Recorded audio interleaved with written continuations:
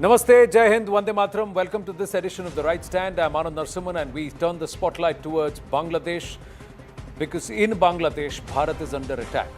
An Islamist takeover in the neighboring nation is imminent with anti-Bharat forces taking over the streets of Bangladesh.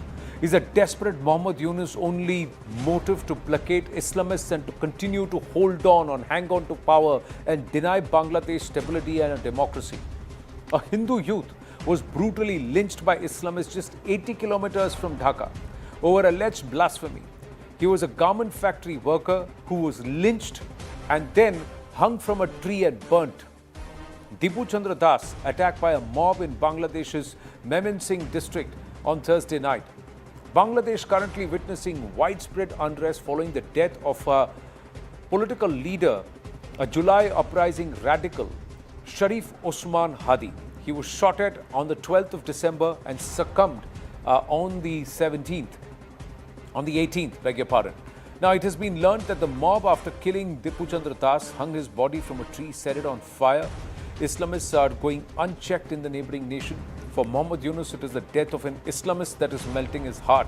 But the cries of despair of an inconsolable family of innocent garment worker, a minority in Bangladesh, did not even bother him. Let's go straight across to a CNN News 18 exclusive, and it's a big story. Joining us now is Moibul Hassan Chaudhry. He's also known as Naufal. He's a former Bangladesh minister in the Sheikh Hasina government. Naufal, namaste. Thank you for your time and speaking with us at CNN News 18. First up, my condolences to what's happened to your house. But please explain to us what is unfolding in Bangladesh.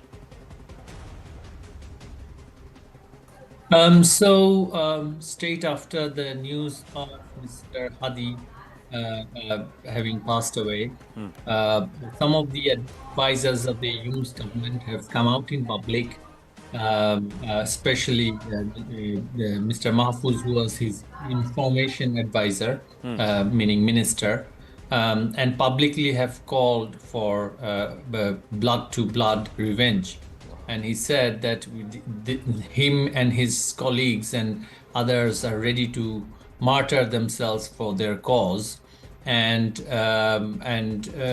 they want to avenge the death of Mr. Hadi. And one of his subordinates, his colleague, Mr. Sarjis, has then called for destruction or at least closure of the Indian High Commissions in different districts of Bangladesh. And they first called for a long march towards the Indian High Commission for reasons which we are not very clear about. What India has to do with Mr. Hadi's death, we don't know. The government has not said anything. But that's what they've suddenly come out with, that, they have to hold Indian High Commissions in Bangladesh responsible for whatever has happened to Mr. Hadi. And then as soon as the news broke out, just as they planned, they came out in large numbers. I mean, I won't say the number was that large in my home city. It was a few individuals, around 20 to 30. They came out, they put my home in fire. And then the same mob moved to Indian High Commission in the same city and tried to set that on fire. And they were throwing stones and so on and tried to break into the High Commission. But interestingly, the local people had resisted them when they went to attack the Indian High Commission, because it was on the main road. My home was a bit inside in alleyways, so the local people couldn't reach the spot. And the police came a lot later. So from the whole, whatever has happened, what we have seen is that the government was totally complicit.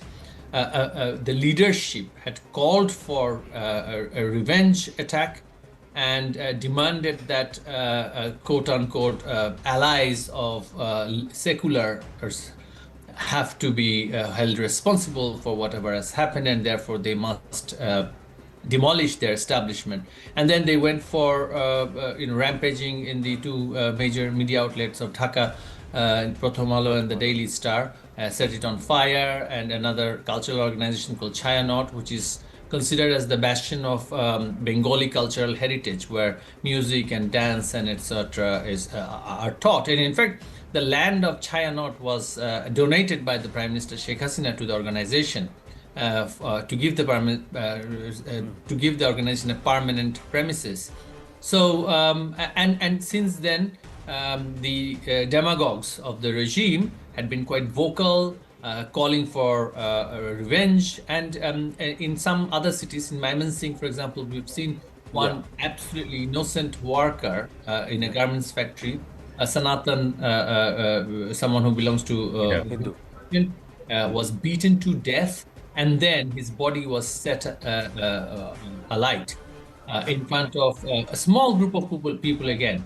And people are quite traumatized seeing these kind of activities of the extreme elements of society. In the past, what used to happen was that as soon as there was some kind of reaction like this, the law enforcement was active. Security officials would go and apprehend these individuals and do what the lawful things that they had to do. But right now, the entire system, it is the same government organ, same system, but the leadership is deciding not to act, not to protect the public, to agitate the people, or at least the aggrieved individuals, into carnage and violence. Nafal, my condolences. Your house was burnt. Why were you targeted? And were your family members present in the house when this whole thing happened? Are they safe? Fortunately, they were not at home. Cases have been filed against my mother, my brother. So it is a trend across the country. I have been single-handedly picked up a bit because my father was a prominent Awami League leader. He passed away in 2017, but yet our home is considered as kind of the bastion of the Awami political leaders. And as they see that I do speak in the media, and they sort of term me as friend of India, which is apparently a political crime according to them. So so we are targeted, and people like us are targeted. Anyone belonging to the secular political spectrum, they are targeting them. Who is doing this? What is happening here? Is there a effort to deny Bangladesh elections? So from what it looks like, that the government is, at least those who are in government right now, they are concerned about their loss of power post the election. Although the election is has been planned so that it is one-sided, almost 60% of the electorates are disenfranchised. Even then, the extremists who are holding on to power now will not have as much grip in power as they are having now. So they are trying they're trying out in order to create a situation where they can continue to justify their grip in power. And interestingly, the security establishment, the army, the police, the administration, they are being absolutely complicit. They are meant to be going after these individuals, but they are also being complicit, and in some instances they're themselves threatening and they're themselves claiming that they will go and arrest each and every Awami League activist, or those who are in the side of are in the right side of history. Well, is the ISI Pak military involved? Is their hand visible? You see, the ISI's role is, we've already seen it in public. Since taking over of government control, ISI officials, Pakistani military top generals had been visiting Bangladesh. Although we didn't have such close tie with Pakistan in terms of our defense relationship, but from but the government has been inviting them. Almost every month, top officials had been coming, not only just the military officials, but the operatives of the Lashkar-e-Taiba, LET, and Jaish-e-Mohammed. They had been also been coming, and Maulana Fazlur Rahman, another very hardline politician from Pakistan, he had been visiting, all in the name of reinvigorating the relationship that Bangladesh and Pakistan had before 1971, to apparently normalize the relationship. If you really want to have a people-to-people connection with Pakistan, you'd invite human rights activists like Asma Jahangir, or you'd say something about Imran Khan, who is in prison who's a very popular politician. But of course, none of this has been happening. What was happening was that the intelligence establishment in Pakistan is re-establishing themselves in Bangladesh after 15 years, and of course, there is consequence for that, and that is what we are seeing there. Right. But how is there going to be democracy or any sense of fairness without the Awami League? Do you think the army should take control? You see, one of the main power brokers here is the army. And as long as the army is out and publicly supporting the regime, for Awami League politically to contest or compete with the regime in place is going to be difficult, because we don't want to be seen as a force which fights the army. Right. Army needs to understand that this kind of patron-client relationship with the extremists have consequence, as it happened in Pakistan. The extremists were assisted by the army for many years. Right. If that is the role that they want to take, then we've got to do what we have done in the past. We have fought the military dictatorship also. Awami League had done that in the past. We Right. don't want a civil war-like situation in Bangladesh, and that has consequence for India as well, because India and Bangladesh has the longest border. So for regional stability, we are still hoping that there will be some common sense on part of the establishment there, the permanent government structure, which is the army, the civil service, the judiciary, the security establishment. If they do not realize that the country is is in an existentialist crisis, it's going to be difficult for the people. But we are able to fight back. Most Right. of our leaders are in jail. Many have been killed, and some are in hiding and abroad. But as soon as the army is withdrawn, we are able to deal with these people. We've dealt with them Right. for 15 years, politically speaking. So we have the political might, muscle, and mandate, all of it. But right now, because of the presence of the army outside of the cantonment, we don't want to be in a situation where we're seen as someone who fights the army. Right, right. Take care, and again, condolences that you have had to have suffer personal loss here, Naufal. And let's hope that the army does seize control and there is some rationale and sense that prevails. We've got Lieutenant General Dipu Chandra, and we also have Major Razaul Karim joining us this evening. My namaste to our guests. Thank you for your patience, Major Razaul Karim. I'll come across to you. Just give me 2 more minutes, because we've got a reporter down from Dhaka. I'll just go across to Kamruzaman, who's with us. Mohammad Kamruzaman reporting from Dhaka. Kamruzaman, thank you for your time. What's the latest update? There was a huge crowd that had assembled around in Dhaka. Has Osman Hadi's mortal remains, have they been brought back? What's the update? Thank you very much. Actually, the dead body, we have been confirmed from multiple sources that dead body has already come. And the gathering that was huge at Shahabag intersection, they declared that they would leave the place just a few minutes back. I was there at that time, and they were leaving, and they would take part in the funeral that will be held tomorrow after Johur prayer in front of the country's national parliament. So now people are actually waiting for the funeral, and it's expected that that would be one of the biggest funeral in the history of Bangladesh, because Osman Hadi was a very popular figure, and among the students, among the young, he was an authoritarianism and fascism. So many people love Osman Hadi, and they would take part in the funeral. So we are also waiting to see that situation. But what's going to happen? Will there be elections in a scenario like this? Has there been violence today?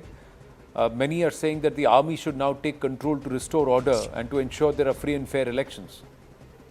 Yes, of course, you know that after the killing of Hadi, tensions spread and violence, protests spread everywhere in the country in many places. So, of course, there are security concerns. So I visited Delhi Proclamano, Delhi Star Office, and I saw army officials there. But the people actually, they're aggrieved. So that level of violence only at Dhanmondi 32 and some other settlements, there were setting of fire. But other situation was normal. Even I saw many people, even minority people, at even Shahbag Point, where there was huge gathering. So we are not. I think I don't see any tension now. Actually, people now so much shocked, and after the hearing that the dead body has come, and they are now ready to take part in the funeral. Actually. Right, Kamruzaman, thank you. Thank you for your time and thank you for getting us these ground reports from Dhaka. Stay safe. Let's quickly move on and go across to Major Rezaul Karim and Lieutenant General Dipu Pandey. Major Rezaul Karim, your assessment, do you believe it's high time that the army stops watching from the sidelines, takes control and hands the governance back to the people? Thank you. Actually, the situation is not now. Army should have control much before. Why? The reason is that the interim government has lost their control over the population and over the mob violation. If army would have taken their position much before, then definitely this kind of incident would not take place. And surely we don't suggest or recommend that army should take over anything. We never expect that. But if the situation demands, then for the safety of the greater interest of the nation, that should be there. And the interim government, they have lost their control, and their police management and their law enforcing agencies are not actively playing their role. And I should not blame them also.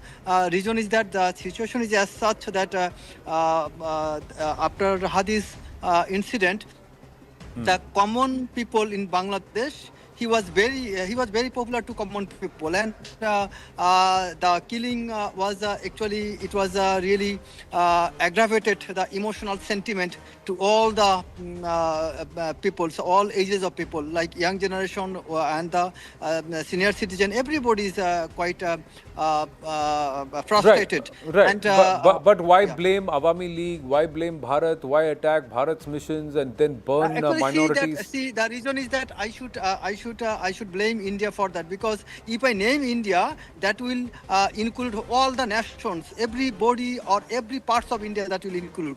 So India has portrayed their role during the time of Awami League as such that India is for Awami League, but India should be for Bangladesh, not for Awami League. And that is the failure of India. And Bangladeshi people should always think that India is our greatest neighbor and India should be our biggest friend.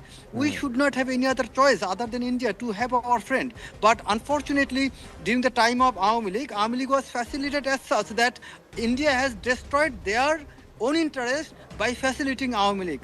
That should not have been taken place. India should have taken such position in the mind of the common people of Bangladesh that India is for them. India should not be for a particular political party. Should not be particular political party like Awami League. India should be for everybody. And that is the reason people always blames India now for any issue. If Awami League does anything, people think that India is backing them. And you know, already all the Awami leaders, they have taken shelters. Most of the Awami leaders, I should not say all, most of the Awami League leaders, they have taken shelter to India. And that also giving certain kind of reflection that India is protecting Awami League. So this kind of portrayal, this kind of narrative should not be spreaded. Rather, India should give a feelings that we are for Bangladesh, we are for all the people of Bangladesh, and we want to stand to help Bangladesh. And if India should give positive message, not the negative message. Thereby, Bangladeshi people, Bangladeshi, the revolutionists, and everybody will be happy to accept India. Other than if we call that ISI involved, this is not a solution. Rather, we should say that how best India can be our friend. If you keep blaming ISI, if you keep bringing Awami League, if you keep bringing other issue, that will not solve the problem. That will not make India a good friend. Rather, only one thing will make India our good friend. It's India's positive gesture to us, to behave very positively, and India should give a message, should set a narrative that India is focusing on the greater interest of the overall people all the nations of Bangladesh, not for any specific or particular political party. Right. Lieutenant General Pandey? Yeah, I think sentiment is quite clear. I will just spread this thing into about two parts. Basically, a lot of people are saying that Yunus is weak. Frankly, look, Yunus is not weak. He's just a proxy in a phase. He knew where he's getting into it, and he also knows what the situation will be. No, he's a smart man. He's after all won a Nobel Prize. He's not just a this thing. But please understand, when you are proxy for somebody, then this is what happens. What is happening in Bangladesh? And Bangladesh truly is not one set of people. When you look at it, our worthy person was just mentioning that it is not about Awami League. Don't support. Bangladesh includes Awami League. It's not about this thing. India has never gone even one statement about Awami League or anti-Awami League or anti-Bangladesh when anti-Yunus statements have come about. I think in spite of the way Yunus came to power, in spite of knowing the antecedents, the Indian government has kept its calm and reached out to enable, empower everything. But if you recall the first statement which came out from the Yunus and his representatives was about Seven Sisters, how the map had been showcased. All those started from the word go. It did not take about 2 months or 3 months time to start. So when he came well prepared. Right. It was not that it took about 2 months time, okay, India is not behaving well, and therefore I'm not going to reach out to ISI or to Chinese or to the Americans. Right. Knowing fully well, because to survive in Bangladesh, even for Awami League, they need to be anti-Indian. And I think it comes very nature in relationship of nations that a bigger economic power, bigger in number, bigger force will continue to be a target to be, and in our case it becomes so simpler because there is an issue which what is happening today. It is a Jamaat-led activity which is happening, and it is far more easier to target a secular country rather than talking about a religiously radicalized movement which is actually taking place. I'll just quickly talk about what happens, and you have to just see the example. It is a classic ISI Hamas deep state playbook which is happening. The body coming, the killing. What I can understand, it has been done by some elements of Jamaat or something, internally. And now when the body comes, the glamorization part will happen. The emotions will be whipped.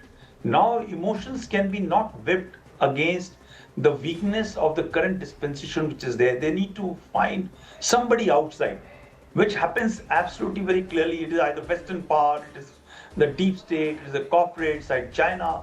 And in this case, in Bangladesh, it's far more easier to blame India, right? And therefore, it will come out so clearly that, okay, let's blame India for whatever is. Situation in Bangladesh was never so simple or easy. They started improving in terms of their jobs and their status in last couple of maybe about 4 to 5 years. But the fact remains that they have a major issue of a densest population, which is existing in a small little pocket into this thing. They have nowhere to go. On one side is the sea, and on the 3 or 4 sides they're surrounded by India. There's just no way to get out, and little stretches to Myanmar. And there's an issue of job, there's an issue of education. It is a very, very struggling country where religion, crime, right, becomes much more easier to take over whatever turbulence comes out. And when you remove, and that was what was done, when you remove a certain degree of modicum of power, not when Awami League was there, everything was hunky-dory or under control, there was a certain degree of stability which is on. The moment you remove that modicum of stability, this is what you get mob. And that is a troublesome, it is a major issue for, not only for India, the long-term implication for the world is going to actually manifest from this region. 170 million people, the highest, it is the 8th densest population region in the world, where the challenges of jobs, economy, nothing much is on offer. They just can't they are not a self-reliant economy. So where do they blame all their ills? You look at every person who had to go for treatment had to come to India. This is possibly one of the few times that somebody went to Singapore and see what has happened. Now with all those blocked, it's a major challenge for the Indian security establishment how to handle this on the borders. It is of course not a challenge for Yunus because if it continues to go like this, the Jamaat, and you just understand how radicalization and people who rule on radicalization, they thrive in such environment. And this is the best option for people like who belong to Razakars, who Right. belong to Jamaat Islami.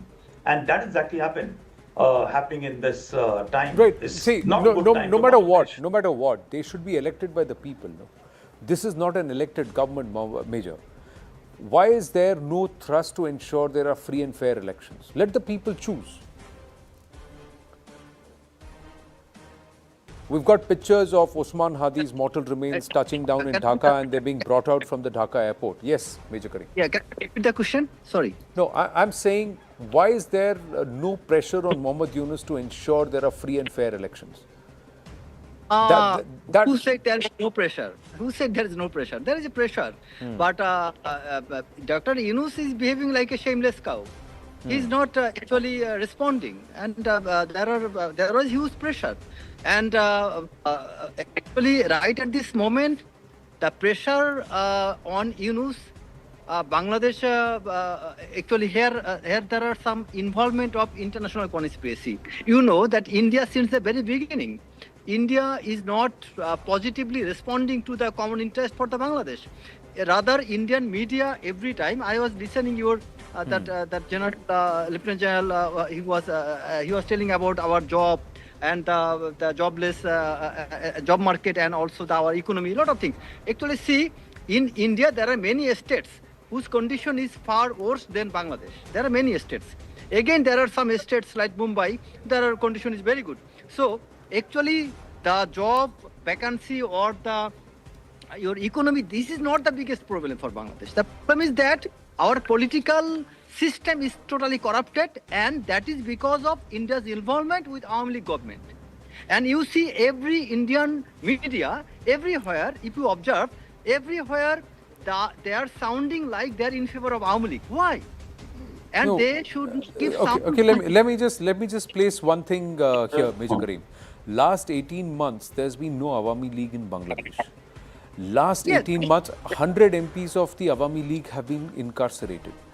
The Prime Minister and the top leaders are outside, are out. My point is, what has Bangladesh done under Mohammad Yunus to fix things in the positive direction? And then you can't blame India for that. What I'm trying to say is very clear, that there should be free and fair elections. The people of Bangladesh should have, without any fear further, the freedom to choose who they want should govern them. That's what I'm trying to say. I have received your question, but Yeah. my question to you, my further question to you, for last 18 months, the role Indian media has played, have Indian media ever taken a minimum 10% of role at the time of Army 17 years, when there was booming, when there was extrajudicial killings? What I'm trying to say is there is no Awami League. My point is, if the Awami League was removed to put Bangladesh back on track, has Mohammad Yunus done that or not? And if Mohammad Yunus has not done that, and if he's denying Bangladesh a fair chance at a free, fair election, should the army not track cognizance? And when I said the army, I'm saying the permanent establishment. That means the army, the bureaucracy, the services, and the security establishment. Should they not take matters in control and ensure that the people of Bangladesh, whoever they want to back, get to choose who they want should govern them and rule them? There doesn't need to be involvement of any other foreign nation at all. There doesn't need to be involvement of any other foreign nation on that. I have to wind up. I've run out of time, but we'll take this conversation forward. Even as Usman Hadi's mortal remains touch down back in Dhaka, let's hope there is peace and order, and that democracy gets a chance. That's what I'm saying. No forced uprising and no forced fitment there against the will of the people. That's why we're going to pause. Thank you very much. Thank you.